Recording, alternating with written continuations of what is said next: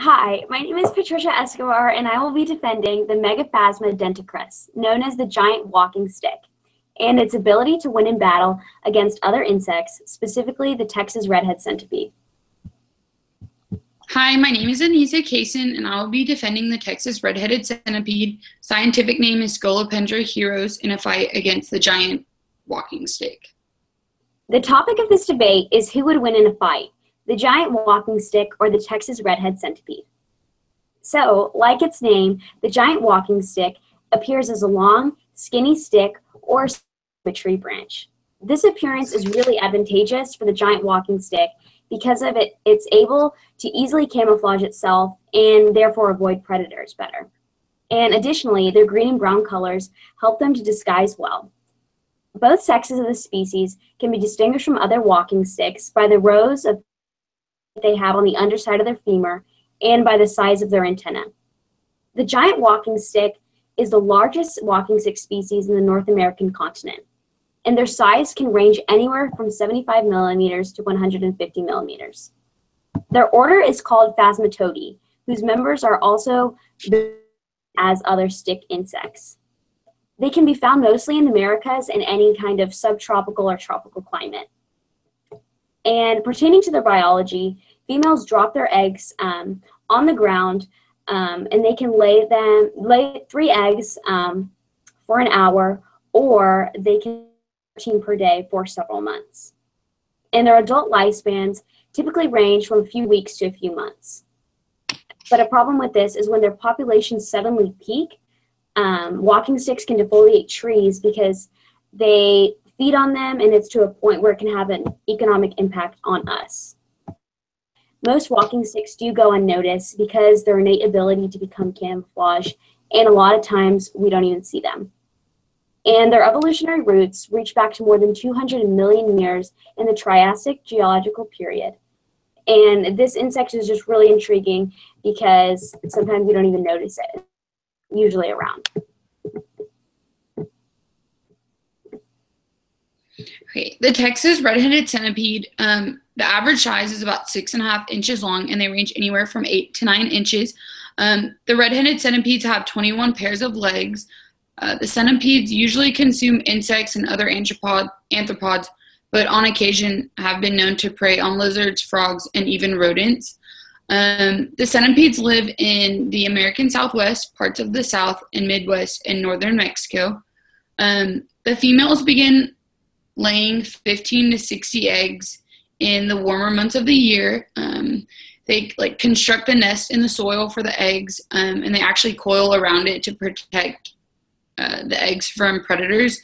The females are actually really protective, and they frequently clean the eggs and remove microorganisms from them that can harm them. The Texas red-headed centipede usually has a shade of red, black, and somewhat green. These bright colors are kind of used to warn off predators. And they're usually found in really moist, warm areas. Yeah, okay, so it seems like, these two insects do have some similarities as far as climate and when they're around. But characteristics that make the giant walking stick more likely to win a fight than not even just the Texas redhead centipede, but than any other insect, are really its ability to remain perfectly motionless, especially during the day, with its forward and back legs outstretched as if it were a twig to a host plant. So giant walking stick can flex its legs, sway its body randomly from side to side, and mimic a lightly blowing twig. And some of the other walking stick species, if they do have wings, they're able to startle their but that's just some additional information. But anyway, the giant walking stick is also able to play dead really easily and stiffen its body and fall to the ground. So, and they'll also, if they need to, they will sacrifice a leg if it is grabbed by a predator, because they can regenerate that within and since they do like to hide during the day, they do feed nocturnally, and this is really good because when there's a risk to be hunted by a predator, mitigated because they are feeding at night. And lastly, they do give off an evil tasting liquid to their predators, and they spray it on them so that they're able to keep them away. Yeah, that's great. I mean, but aside from everything that I've already said, the Texas red-headed centipedes, they're actually poisonous. They use their first pair of their 21 pairs of legs to grab and kill their food while injecting venom through its little fangs, which are located underneath its head. It not only can inject poison from its fangs, it can also inject the venom with like its 21 pairs of legs. Yeah. So even though it doesn't really like blend in or have a camouflage aside from its red and black color, it has, poison. Yeah, for sure. Yeah, definitely, even though, the giant walking stick, it isn't necessarily poisonous by nature, I do believe that the walking stick, because first of all, of its advanced camouflaging skills and its size. We said it was, anywhere from 75 millimeters to 150 millimeters, which is pretty huge. So, and the giant walking stick has evolutionary roots that go back to more than 200 million years. So, it seems like they've been pretty well from themselves, and especially with their abundance throughout North America, they're definitely very prominent. And so I think it's really important to know that the giant walking stick is like a really powerful insect because, it's going to do whatever, by sacrificing a leg if it needs to, stiffening its body, seeming almost invisible in a fight, which is really important because it's important to have strength.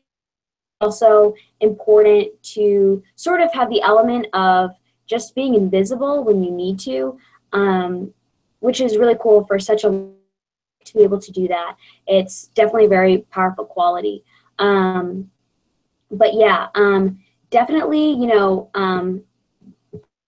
I think it's also important to know how it's important for us as humans to just watch their populations because there's thousands of abundant species of walking sticks. And, if they do feed on trees, so much and those trees defoliate, that can cause a problem for us and our oxygen and our economy. And so it would be important to see how humans take that forward and what they can do to see the walking stick population, specifically the giant walking stick, to ensure that that doesn't happen. But yeah, definitely, there's a clear impact on our environment, and we need to determine what actions those are taken. Yeah, that's really great that like the walking stick can like camouflage and everything. But I mean, with the Texas red-headed centipede, like it doesn't necessarily camouflage as well. But I mean, once it is spotted, it can sort of fend itself off a little bit better than the walking stick can.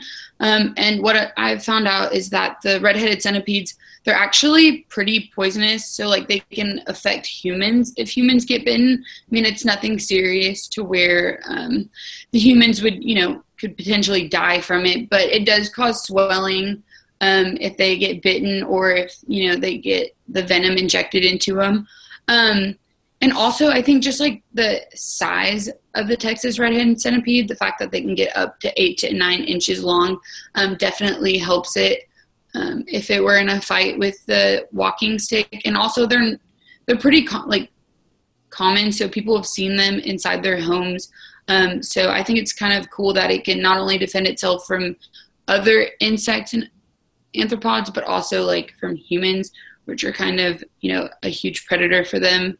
So right, yeah, and so just to kind of close on that and see, it's really important information. There's definitely a clear impact on humans from both of our insects, but and they're both valuable fighters. But I think against its predators, the giant walking stick definitely has proven to be victorious. There's bats, bugs, other bugs, birds, rodents, spiders, and just to name a few, who are predators to the giant walking stick, but they have not always been successful. As mentioned before, the nature of the insect's body just allows it to remain strong in a fight and make itself almost invisible, kind of like I touched on earlier. And, definitely some sturdiness and the ability to hide oneself are really crucial elements when wanting to win a battle. which is why I believe that the Texas or the giant walking stick would win against the Texas redhead centipede, and that the giant walking stick will persevere most of the time. And I think, the giant walking stick is really adaptable and very savvy when it comes to knowing its predators because there's an array of them. And this allows the to do well in battle and win. But yeah, apart from that, just touching base, yeah, it's very important that we see how these populations do, so that this insect does not cause a problem for our trees and our environments when they are in these tropical and subtropical areas within the United States and within South America and Canada maybe. Yeah, and to kind of just close up with the Texas red-headed centipede, overall, I just want to say, like, I personally think it's ultimate predator only because, like, how large it is in its size, and that it can, inject venom, and its kind of defense mechanism with its body, its colors of its body, and also, I mean, it's known to consume, lizards, frogs, and even rodents, which are, huge in comparison to that. So I just want to, I think maybe if it were to come to like a little battle between the Texas red-headed centipede and a walking stick, I would say it definitely win. Yeah, for sure. Well, thank you all for watching our debate. I guess we would have to see one day who would truly win. But thank you and good night.